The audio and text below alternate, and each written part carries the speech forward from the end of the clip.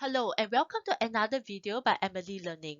In this video, we will talk about what is tested for O-level physics on the topic work, energy, power. So let's get started. To look at what is tested on the chapter on energy, work and power, let's look at the O-level physics syllabus. So here we are at the O-level physics syllabus.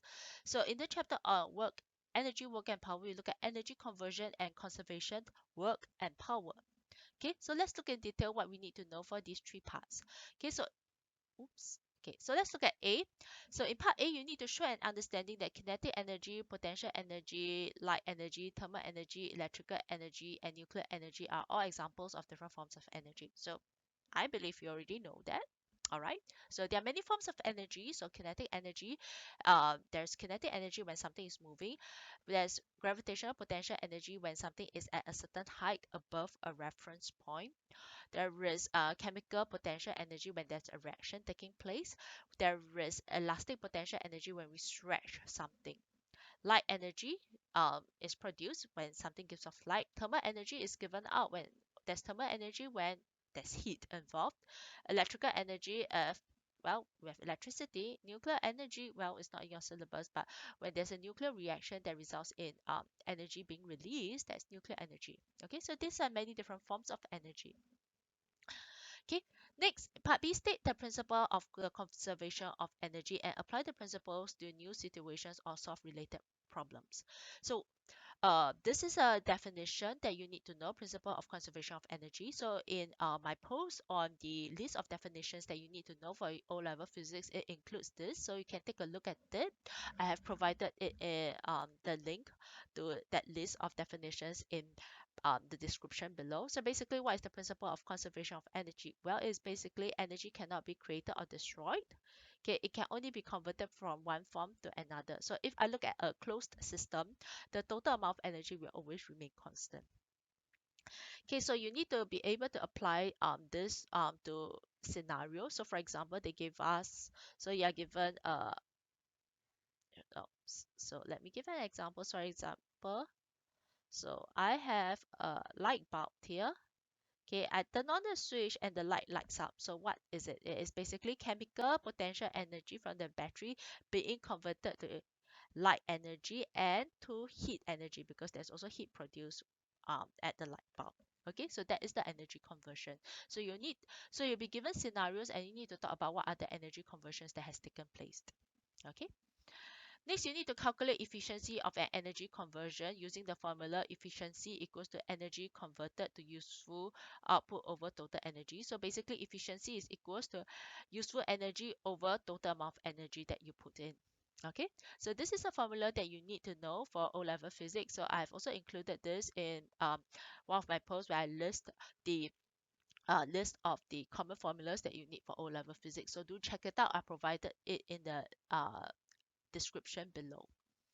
Okay, next D, there will be another formula that you need to know. So kinetic energy can be found by half mv squared, where m is mass and v is the velocity. Okay, then potential energy is equals to m times g times h, where h is the height above the Earth's surface or height above the reference point.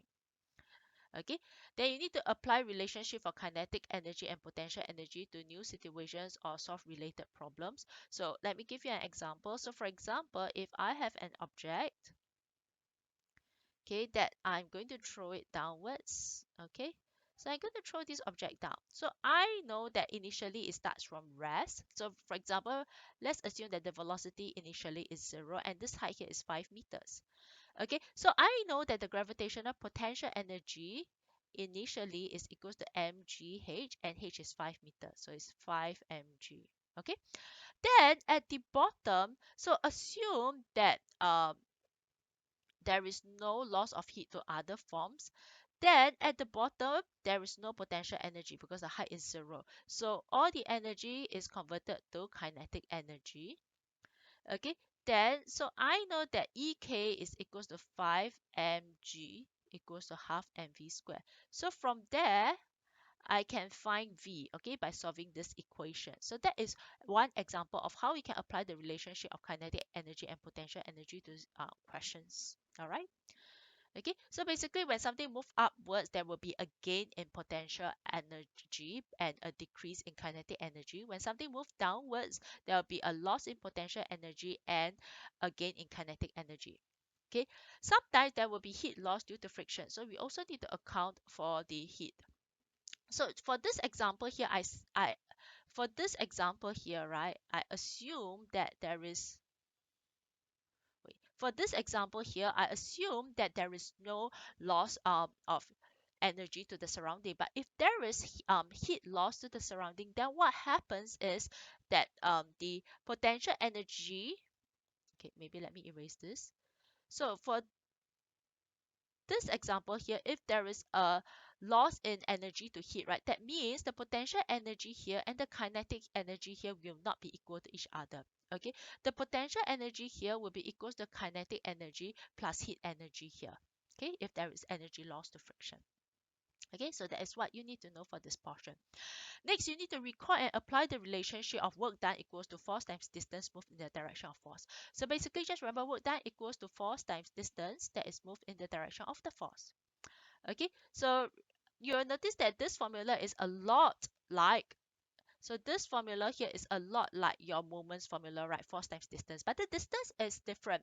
For moments, the distance is the perpendicular distance. For work done, the distance is that the distance moved in the direction of the force. Okay. Okay, then next you need to apply power. So power is equals to work done over time or the gain in energy or change in energy over time taken. Okay, and remember this formula here, right? So that's it for this chapter on energy, work, and power. All right. So if you're interested in what you need to know for other chapters of physics, do check out our other videos. Thank you and see you.